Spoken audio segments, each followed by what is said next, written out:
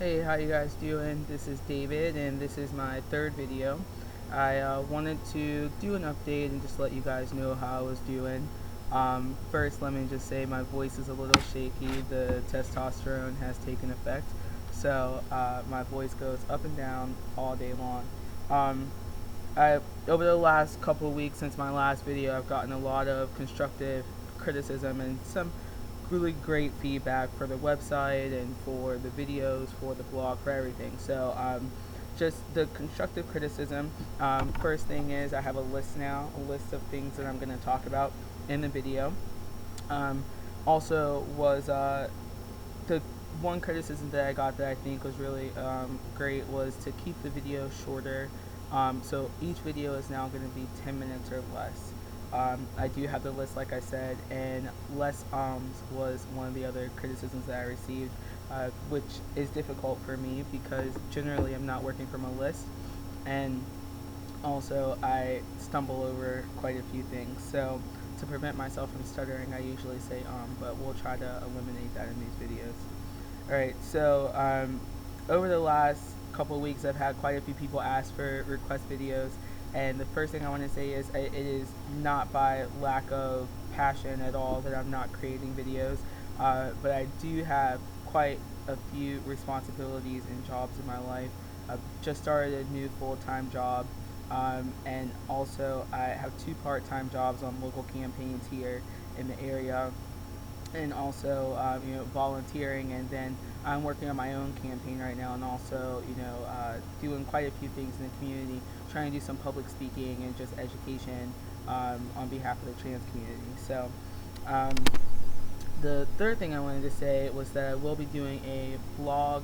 The blog on my website will now match the videos. There are quite a few people that are hearing impaired or deaf persons, and I want to cater to them as well and make sure that they are able to learn from my experience and get all the benefits of the website that anyone else that is hearing, that is a hearing person, is able to experience. So the blog will now match the videos. I will not go back and make sure the blog and the videos match previously, but from this point forward there will be a blog to go along with the videos. So as soon as I'm done with this video, I will be creating a blog entry for today, and it will be talking about all the changes to the videos, and it will also talk about it will also match the rest of the video as well.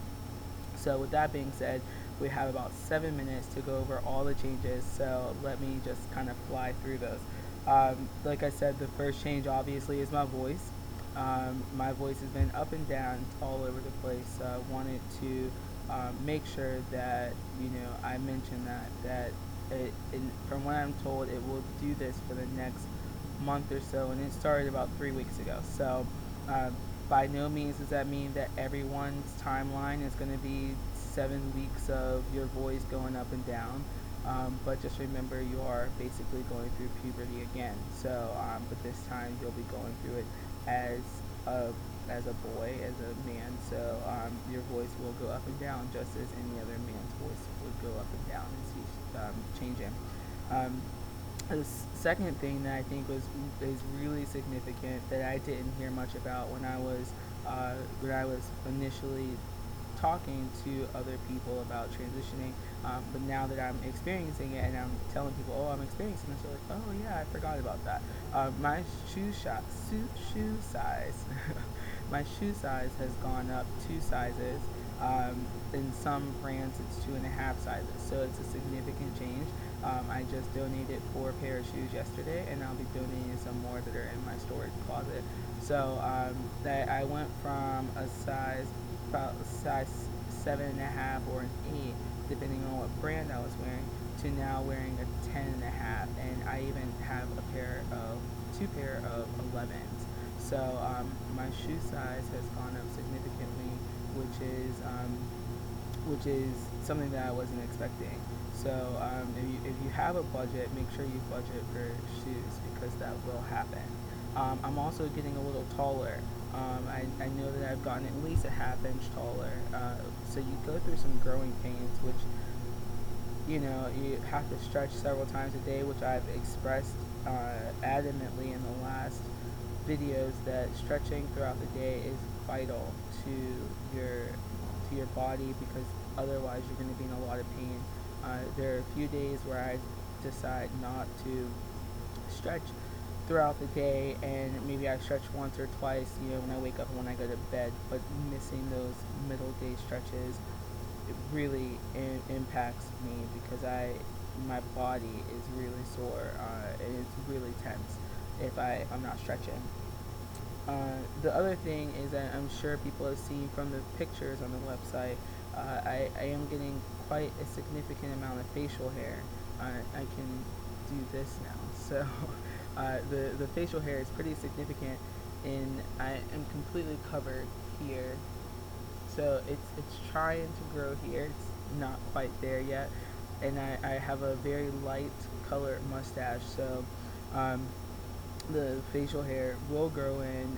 From what I've been seeing, and this isn't what I've been told because everybody is different, but from what I've been seeing amongst the guys that have been transitioning with me, right around, I would say 4 to 6 months on T is when they see the facial hair getting more significant, and being able to actually do things with it. For now, I'm just leaving it the way that it is, and I'm taking pictures weekly so that I can see the progress. But it is pretty significant progress with the facial hair.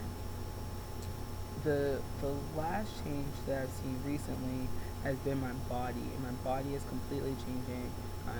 And I don't know if you can really see from this video, but my shoulders are extremely way more buff than they were before. I was already a pretty buff person, with working out and weightlifting, but this has been an all new thing for me. My body is very tense, very solid, and like most men, I stand in the mirror and flex all the time. So when I make EP, touch my muscles and just see it, because it's completely different.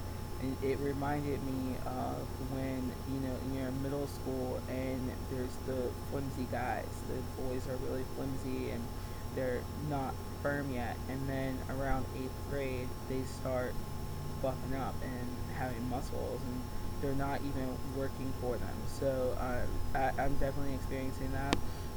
I am working out, so obviously if you work out, it's going to be a little bit more. I'm not working out as much as I would like to. Right now it's about, I would say, twice a week I play sports on Sunday, and at least one other day that week I'll go and work out. So significant changes within my body. Like I said, I did get a job, a full-time job that's permanent now, which is great. And I applied for the job as a male. My license is male, everything is male now.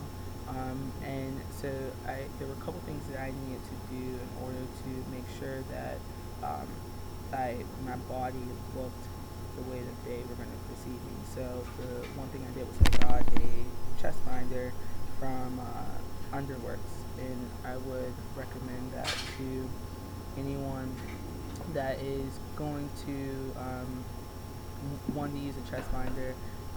Underworks, I'll put their information on my website under the resources tab, so anyone that would like to buy a chest binder can go on to the resources tab, and you'll see that information there.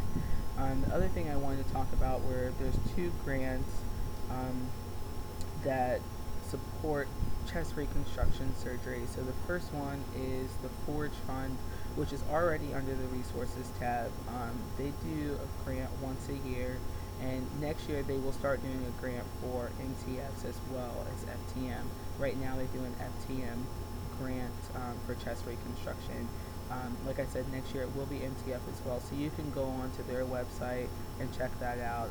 It is an application process, obviously, so you want to make sure that prior to doing the application that you're in therapy, that within a month of the application deadline, you need to make sure that you have already gotten your letter from your therapist, and that you've been on hormones, that you've been on testosterone. So that fund the information will be on the website. In addition to that, we have the Jim Collins Foundation, who also does a grant. And the last thing I wanted to talk about was the petition that I just started. I'm a little over 10 minutes right now, so I'll hurry this portion up. There's a petition that I started on change.org about 3 weeks ago. I was initially completely covered. I have two insurance companies, and those are GM, Southwest, and UPMC Health Plan up in Pennsylvania. And I was completely covered for everything until about 3 weeks ago. They told me that they don't cover gender identity disorder. Now, both of those insurance companies have a hidden clause in their policy. It is not something that is explicitly stated, but they have decided that because gender identity disorder, in their opinion, is a mental health disorder instead of a medical condition, which the WPATH, the World Professionals for Transgender Health, have just stated a new standards of care that has said that gender identity disorder is absolutely medical, not mental. So the petition is helping to end healthcare discrimination against all persons who have gender identity disorder, those that are transgender or transsexual, because now my insurance companies are denying everything that I have, including a simple doctor's visit. I went to the doctor just to get a physical done, and they said that because I have this disorder, it's not covered. So that is all that I have. I'm going to post the petition is already posted on the website under the resources tab as well. So if you guys have any questions, comments, criticisms, anything, please feel free to send me a message under the contact tab on the website. And I really appreciate you guys for listening. Thanks a lot.